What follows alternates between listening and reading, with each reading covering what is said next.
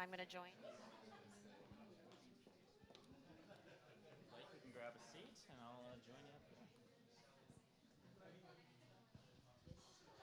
Okay, we are live, and welcome back to the side stage. This is the third and final session we're having here at the side stage. It's the better stage, but don't tell anyone at the main stage I said that. We actually are being joined by a couple of folks on the stage that you have seen earlier in the event. I promised earlier in the day that today would be filled with trends and insights. Since we've been talking about travel agents on this stage, we wanted to bring you insights and trends right from our travel agent community. I know that from the virtual portal yesterday, when I was looking at some of the comments, we've been joined virtually by not only travel agents, but prospective travel agents, as well as folks that are very curious about how travel agents work and how they think. And so for those of you at home that are joining us, when you hear some of the insights and trends, perhaps think whether that validates opinions that you already have about your profession or perhaps challenges them. And if you are not a travel agent yourself, think about maybe if this changes the way that you would interact with an agent as a result of some of the insights we're about to share. So hope you get a lot out of this session. I would like to welcome to the stage the host. Again, it's our Director of Partnerships here at TourRadar, our manager of all things travel agents, Kimberly Stirdivant Wason. Hello, everybody. Thank you for joining us here today, here in Vienna and those online. I'm so excited to talk with my next guest here. If you joined us yesterday, and if you didn't, that's okay. You can catch it online later. We discussed the pivotal role that travel advisors are playing in this age of travel. And so where this world of travel has evolved so much and continues to evolve, we're going to be diving into what are the opportunities, the strategies, and trends that are shaping the way that travel advisors succeed. So joining me today is Steph Lee. She's the founder of hostagencyreviews.com. If you haven't been on her site, it's an amazing place to go for all your travel advisor needs, whether you're starting out as a travel advisor or you're an experienced advisor. You have amazing things. I use it all the time for... There's dogs on there, too, if anyone's interested. I have pictures of my dogs everywhere. But it's a great place if you want to read about... reviews of agencies or the franchises. If you want to learn about commission models, it's a great resource for it. She has lots of trends and insights and information to share, and that's what we're going to be diving into today. So each year, Steph conducts an annual survey where she you survey your users, and that's host advisors and independent advisors.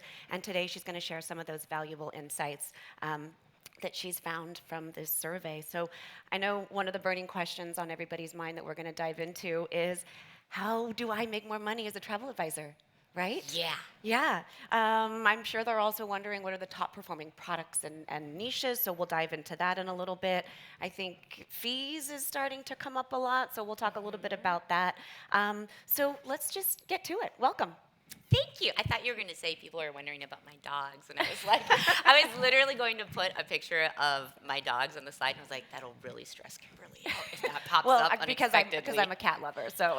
Oh, I didn't know. Well, let's not have a fist fight here on that one.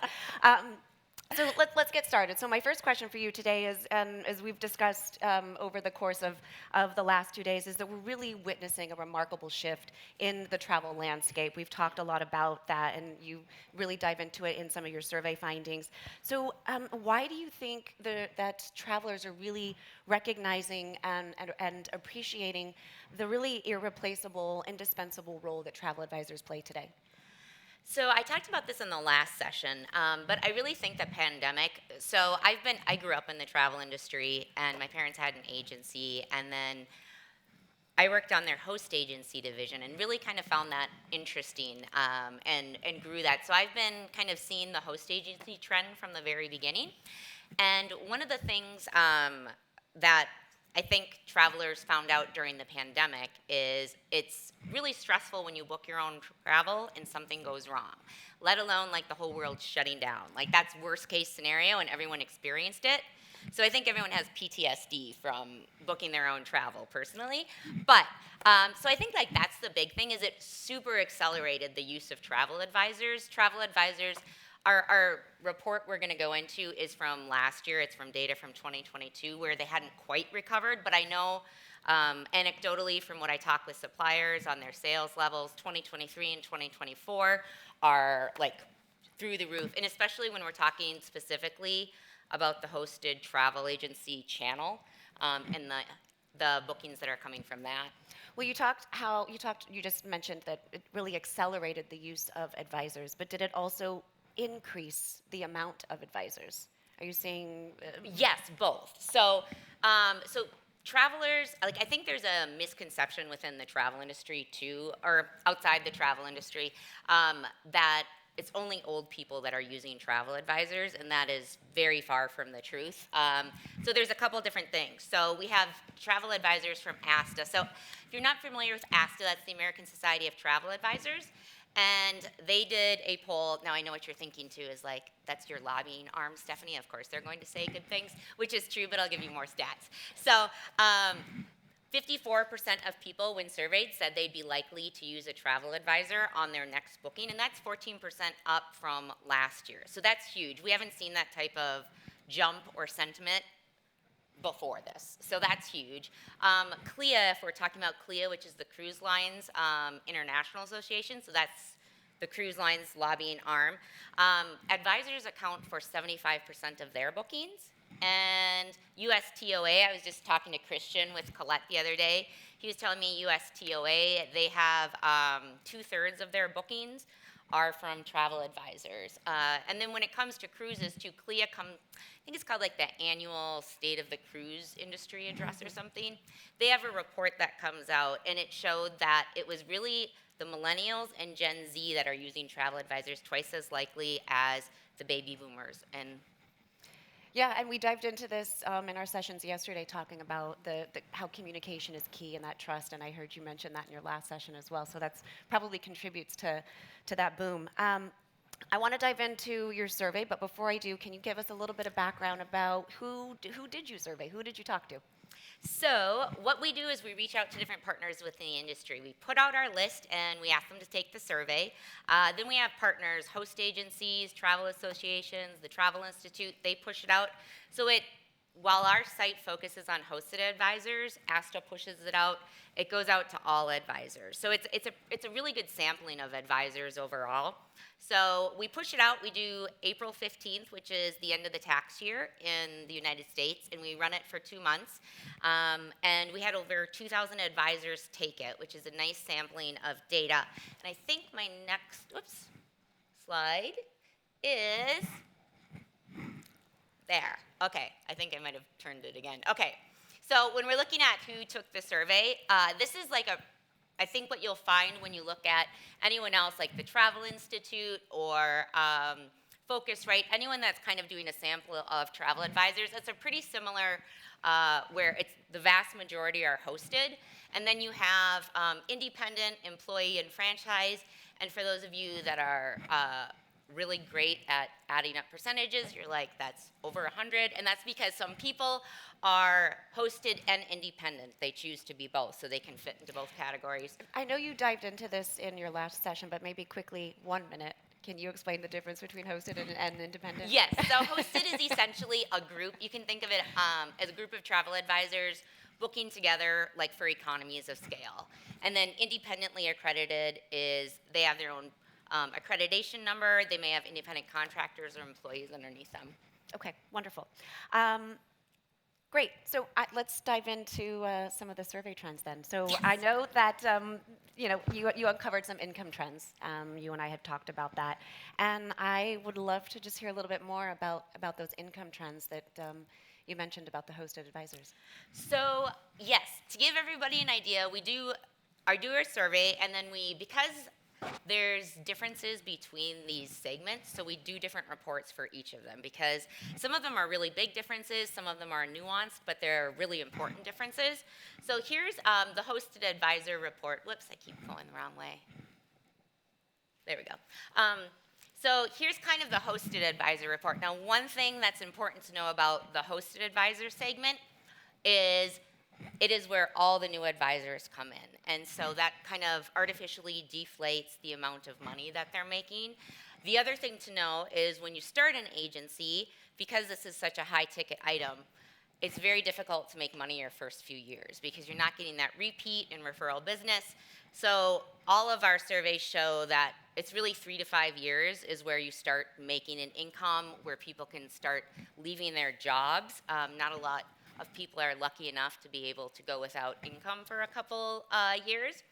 So here's the data from it, and you can see the full-time is the orange up there, and really 6 to 8 is where it kind of levels out as a general rule. And I have full-time and part-time because it is a lot of advisors. The majority of them are full-time. I think it's like 2/3, a little over 2/3 of hosted advisors are full-time. But there are people that do it part-time, and that's the same for independent as well. Some of the things to note between the hosted advisor segment and the independent.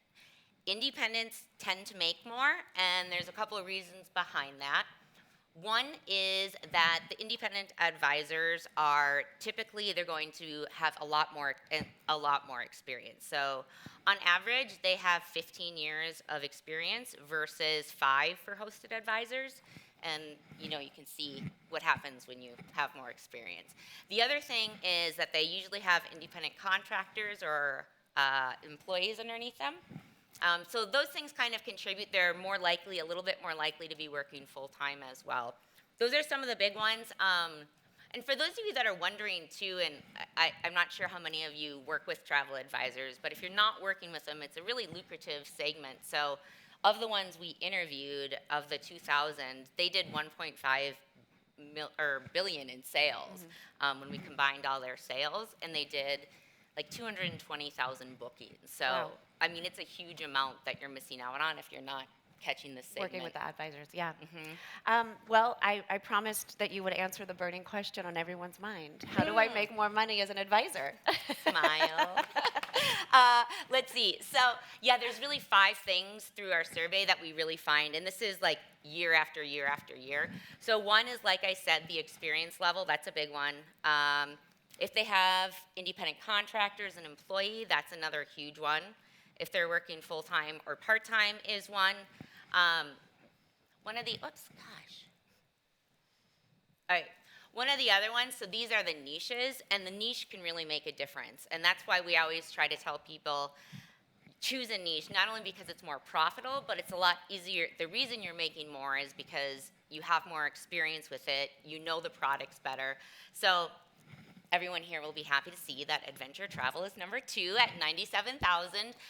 So choosing that niche, and then the last one, which I think we'll talk more about in just a second, is charging fees. People that charge fees earn 20% more than their non-charging peers. Yeah, we're going to talk about that here in a second, but I do love seeing adventure travel on there, obviously. You don't like corporate travel? Corporate travel is great. That's why we're all here. But adventure travel, that's at the core of TourRadar. So I want to ask, how are you defining adventure travel here in your survey? We don't define any of these. It's all self-defined. Okay. So, but I mean, if you were to ask me, I think what people that are filling this out and that choose adventure travel, there's a sustainability factor to it. There's probably an active or outdoor element to it. So I think that's kind of what people are looking for adventure, maybe more off the beaten path. Like any combination of those, I think someone would self-select adventure. How do you, I know ATTA has, when I asked Shannon, he has like this perfect little spiel. How do you guys define it? We define it as a collection of experiences that are fulfilling to the soul. And so really, it can be different for everyone, which is why at TourRadar, we really try to have adventures for everybody. So every age, every bracket, every adventure style. And that way, if you're looking for something extreme like hiking Kilimanjaro, or you want something a little more mellow like a culinary tour in Tuscany, we'll have that. And that can mean groups or private or tailor-made. So, excellent. Yeah. Thank you. We'll have a little like info box next year on the survey for it. Great to see the niches. I want to know about the products. What are the top products? So top products are, let's see. Oh, by the end of this, I'm going to get this. So tours and packages comes in third, which again, great for this audience here. And I think it's no surprise that all-inclusives and cruises are in the top two. In my last session, I mentioned that travel advisors are responsible for 75% of cruise sales. So those are really big for travel advisors. But next up is the tours and packages. So Well, great to also see FIT and River Cruises on there because we also do that on TourRadar. But I want to ask tours. Is that how we define tours, as an organized adventure that includes, accommodations, meals, activities, and of course your local friendly guide? Or is that that's one of the most important aspects of it? What I'm sensing is I need to put like definitions on the survey next year. It is really, again, it's kind of self-selecting there, but I do think it is like, I can't say for sure, but I think it is like people that are doing kind of the adventure, the organized tours, when they're selecting that. So, Okay. because otherwise I would think they'd be choosing all-inclusive resorts. So, I don't know if I'm putting you on the spot by asking this because I know we're talking a lot about hosted because I had a chance to go through your hosted and your independent survey wasn't released yet. Are any of these distinctively different for the independent advisors? I was just going through the results last night, and so we'll be launching, that one will launch next week. But it's very similar, like top three are the same. So independent is selling very similar to what hosted does. The percentages might be a little different, but. Okay, so no real insights that you can, give us a sneak peek of with the hosted or independents right now? Nada. Okay. Just making sure. Well, in light of the positive industry rebound that Leah talked about earlier in her session and that we've all been, experiencing, what strategies would you suggest, or what does your data suggest for travel advisors who are really looking to capitalize on the current opportunities in this market? Yeah, if a travel advisor is looking for some opportunities out there, I would say one of the big things, charge fees. That's something that shows up again and again, and we've seen the number of people charging fees has risen so much throughout the years. I would say to niche down into something, and this is what I tell people, which is not super helpful, but it's helpful. But choose a niche, but don't be too specific. But Great advice. Yeah. Well, you don't want to be like Steph's Bahamas Cruises, and then you have to totally rebrand. Then you're pigeonholing yourself into something. Yeah, so it's kind of like be specific, but not too specific. Yeah. You mentioned charging fees, which is something that's often debated in the industry. So what significance of travel advisors charging fees from your survey can you tell us that how do they communicate the value of charging fees to their clients? And I guess how Can important. I just answer that one first? Sure. Because I know I'm going to forget the other questions. Okay. So I would say for charging fees, I think it's best coming from travel advisors. So there's a great resource on our site. If you go into the search box on top and type in charging fees, it'll pull up our article. And that has an embed. We asked 150 advisors, what verbiage exactly do you use when you're charging fees? Because that's an uncomfortable thing for some people. And then for people that don't charge fees, we asked, if you didn't charge fees and now you're charging them, how did you tell your clientele? And there's a whole range of ways to do it. And I think the best advice I can give you is to read through that and find out what rings true to you. Okay. Because there's no one size fits all on that. What about tech or booking platforms like TourRadar allowing or adding the ability to charge fees? Is there any value in that? Yes. So I looked this up before. It's 1/3 of travel advisors that are booking the tours and packages charge a fee. And so having the fee built into the system, there's ways for them to do it outside the system, but if you can keep them on your system and make the user experience smoother and better. Oh, interesting. I Okay. don't know why you wouldn't. Yeah. This is coming from a non-developer. How hard could it be? Anything is possible is what I always hear. I'm always like, why can't you do that? It's so easy. For those who are new to the industry, and hopefully we have a lot of new travel advisors tuning in, what opportunities do you see for them to really establish themselves in this marketplace that is booming and continuing to grow? What's the best advice you have for them? For the new advisors, the first thing I would say is find your niche. The second thing I would say is when you feel comfortable, start charging fees. It doesn't need, I know it can feel very uncomfortable in the beginning because you're supposed to be an expert and you're like, why should I? I'm not actually an expert right now. I feel uncomfortable charging fees. But to keep that in mind, and I would say like TourRadar is a great resource for slimming down the options that are out there because it can be, if you're going to do, and you have your new FIT program, right? We do. Mm-hmm. So I see this not problem, but new advisors being like, oh, I'm going to book this FIT, which are incredibly complex and hard. And it's like starting with, calculus when you should be doing arithmetic. And so you could use something like TourRadar where they're able to put the FIT together.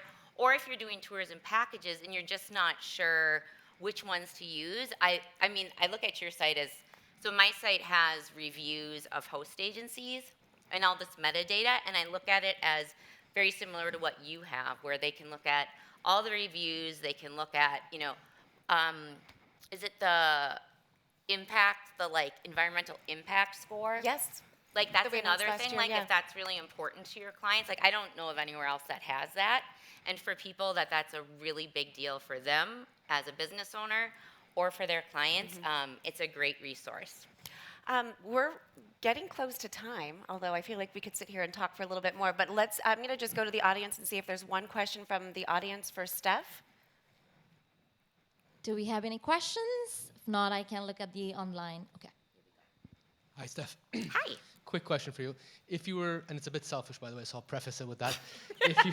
If you were given a senior role, let's say a tour operator, and you could change 1-2 things to work even better with them, what might that be?